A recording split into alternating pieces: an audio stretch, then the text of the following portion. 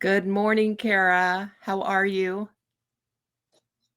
Good, Nancy. How are you? Nice to see you. Always good to see you. I continue on my journey here in Taylor's Falls, loving up a few men and their homes, and it's a nice way to just kind of um, be connected to nature and people, Mhm.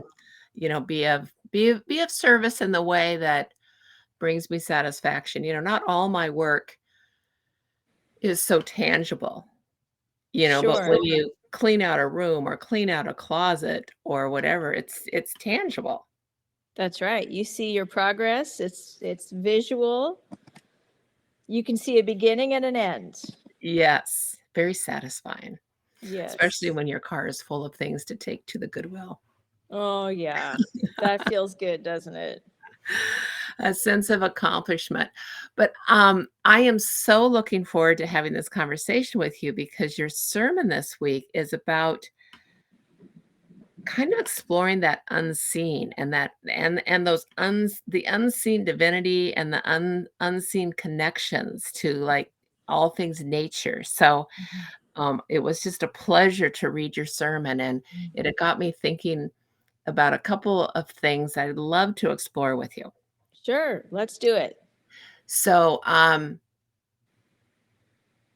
the premise really, the divine is always with us, always present, always in us, always around us. So why is it that we have such challenges kind of connecting to it? What's Yeah.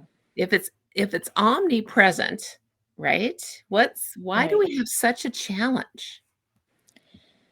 I think it goes back to what we just said, that your task is tangible and visual right now in the cabin. And I think we're such visual, tangible creatures that we want to know what we're looking at. And this problem goes way back to the beginning because I look at Exodus and God says, "Thou shalt not make any graven images." And so, of me, don't make an image of me and worship it because I am unseeable, I am unknowable, I do not have form or flesh. I'm not a person. And yet, we have throughout the history of time made images of God in different ways. Mostly Jesus, but there are depictions of God and the Holy Spirit. And usually they look like us, you know if we happen to be Caucasian, they look like Caucasians. If we happen to be Asian, they look like Asians, because we're just so, I don't know, self-focused.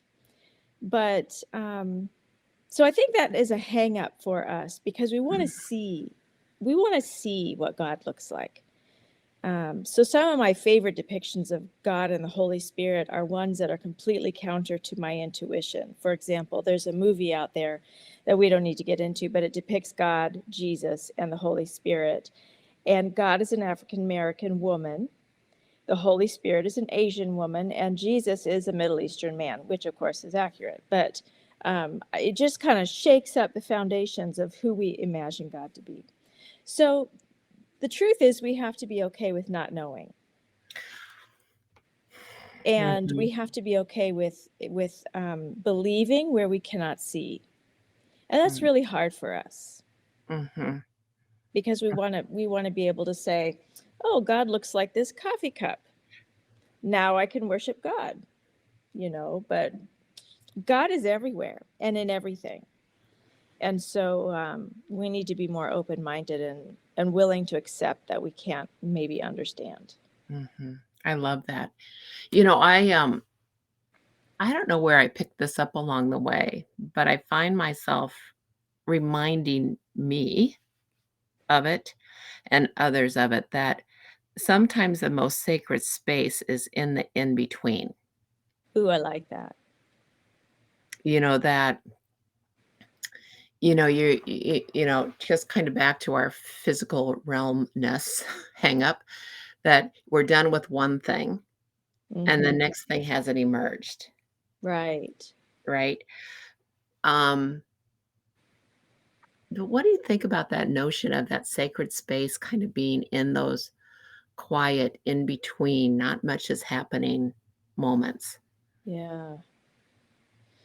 Well, it reminds me of the verse where God was passing in front of someone, and God wasn't in the fire and wasn't, but then there was the silence and God was there. And I think we're uncomfortable in the in-between moments, and but that's where connections are made. Um, it's not unlike the electric lamp we were talking about last week, where the electricity fuels the lamp, but we can't see it, but there's a connection there. And that in-between connection is very important Mhm, mhm. and hard. So before we get to yes, to trust it, right? It's that trust, That's right? right. So Yeah. you said something that we have, is it our faith that kind of like, okay, God's here, beautiful, I can't see, touch, and feel it? Is that what our faith is about? That we want to touch and feel our faith. Is that what you said? Well, like for that our faith comes in, well, it comes in handy, perhaps. It comes in handy when we aren't so sure of the connect to the divine. Oh, yes, absolutely. That's where we have to see without believing and trust that this is what it comes down to me. As intelligent as we are as creatures, we're pretty limited in our ability to understand. As amazing as the brain is, there's so much that we don't understand. And so I clump God in that category of I'm not I'm not able to understand. But I still have to see, so I can't see God, but I can see where God works in the world. And maybe that's what I need to see in order to believe, is that there are footprints of God, there are fingerprints of God over on everything. But I can't see God. So I have to accept that perhaps I can't physically see God, and perhaps I'm not meant to, because I have to learn how to trust. So if I can see where God has worked in the world, that gives me something to hold on to. Mhm. Thank you for that. That's very helpful. So let's talk about the God within, the Christ-like consciousness in all of us, Mm-hmm. and recognizing that in somebody else. Um, what about that, and why is that so hard? Because we judge ourselves and others pretty harshly. Mm-hmm. Mm-hmm. Sometimes I think that is a byproduct of what we've been taught growing up from our faith. It's a judgmental God. If you are a sinner, you're not going to be saved. I think that there is that element there. I was not raised in that way, faith-wise, which I'm so thankful for. There was always grace. There was always forgiveness. God was a loving God, an all-inclusive God. But I do think for some people, there is that self-condemnation because we fall short. But if we can realize that, we all fall short, it's a human trait. And hopefully, what that does is make us a little bit humble and realize that, we can do the best we can. We can work every day to our utmost capacity, and we will still miss the mark at times, like we talked about last week. And if we're doing that, probably others are doing that too. So, I think that we've got to see God within us in order to forgive ourselves, and to be able to forgive others and to love others and to see the divinity within them. And that's promised. God has promised to be in us. We see that in the Bible, all over the place. That if we love one another, God will make God's home within us. Reminds me of a metaphor that someone shared with me years ago. Was just imagine looking at a field of wildflowers, just all the magnificent colors and just a huge, acres and acres of wildflowers. And it looks beautiful, like you wouldn't wanna change a thing, right? It's just Mhm. magnificent. But if you look closely at any one flower, you would see that they aren't perfect. A petal is bruised here, or some are shorter or longer than others, or one didn't grow as tall as the others. Mhm. So the scrutiny of our individuality, Mm. I think, can take away from the beauty of the collective. That's beautiful. I love that. And if we can stay present that we are if we can stay conscious that we are part of the collective. That's right. We are. Yeah. That's a lovely image. Thank you for sharing that. So that takes us to Earth Day and your references to honoring, respecting all things Mhm. in nature. And this kind of goes back to kind of the unseen, the air we breathe, right? So Right.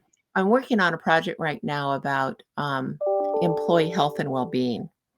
And um, we're using the analogy of the fishbowl. There's the fish swimming around in the water and Mhm. contained by the bowl, Mhm. right?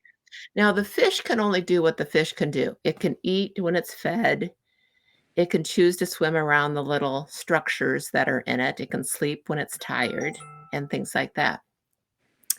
But it's the water that the fish swims in that determines if it's healthy Right. and it's going to thrive, or if it's unhealthy and it's toxic Right. and it's going to die. And then the container is kind of more of our um the places that we are, our homes, our businesses, the grocery store, whatnot. That's kind of birthday and climate control in your message. I'm wondering if you're talking about the water, like you have to be Mm. really conscious of the ecosystem that we're all trying to survive and thrive in. Is that just lean into that a little bit more, because you reference Earth Day is important, and Yeah. our responsibility to Mhm. it. Yeah. Um, the creation in which we live is sacred, and there is God everywhere. And one of the things I love about Barbara Brown Taylor in her book An Altar in the World is when she says the earth is so thick with divine possibility that it is a wonder we can move anywhere without cracking our shins on altars. Now, altar being a spot where we recognize the sacred, and they're everywhere. I mean, you cannot move without hitting an altar because God is everywhere in this creation. And so, as a result of that, I think we have this sense that it's ours and we can use it however we want. This creation in which we live, you've got these natural resources. It allows us to live this style of luxurious lives, but there's a cost to that. And we have to be aware of that in order to protect it. And another thing she said, and I have this quote that I found from the book An Altar in the World. Do you mind if I read it really quickly? Please. Yes, she writes, this is Barbara Brown Taylor still. She says, I am not in charge of this house meaning world, and never will be. I have no say about who is in and who is out. I do not get to make the rules. Like Job, I was nowhere when God laid the foundations of the earth. I am a guest here, charged with serving other guests, even those who present themselves as my enemies. I am allowed to resist them, but as long as I trust in one God who made us all, I cannot act as if they are no kin to me. There is only one house. Human beings will either learn to live in it together, or we will not survive to hear its sigh of relief when our numbered days are done. So, what that says to me is that we've got to take care of this house, and we've got to take care of one another because it is holy.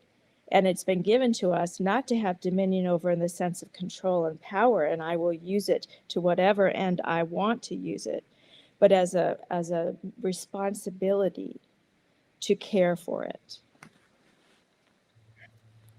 I love that. It's the tending to. Right. It's Yeah, it's just, well, circle, because, right, tending, the place that we live. that's right. Yeah. Because we can use and use and take and take and take, but we're going to reach a point where it cannot give anymore. And I do believe that those actions are missing the mark. That if you want to call it sin, call it sin. Or if you want to call it imperfections, call it that. But when we take and don't give back to the earth, that is a failing on our part.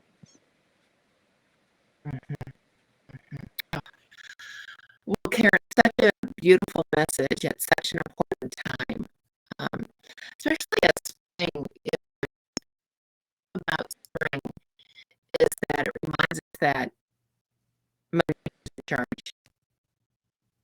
It's going to rain when Mother Nature needs rain. It's going to, the sun's going to shine.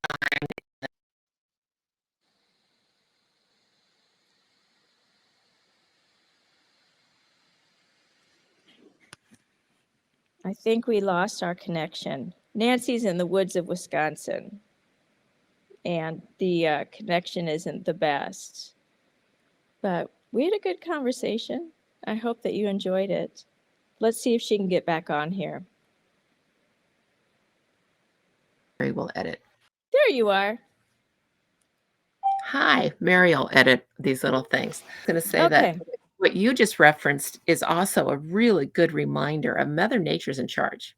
Like in Minnesota, if we could have turned off the rain this weekend, we would have.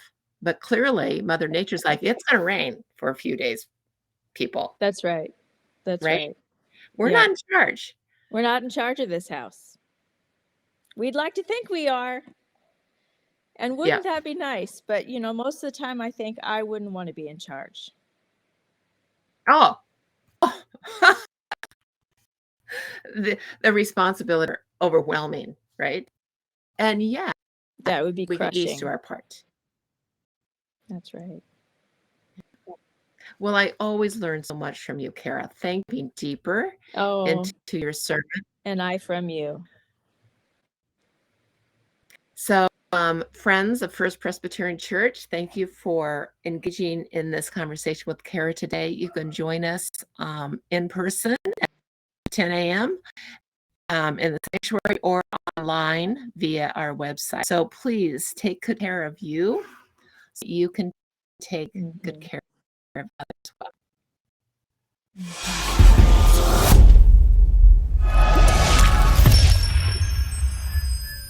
Thanks for joining us at First Presbyterian Church, where faith is nurtured, curiosity encouraged, diversity welcomed, and all are loved. Find out more about us at fpclincoln.org.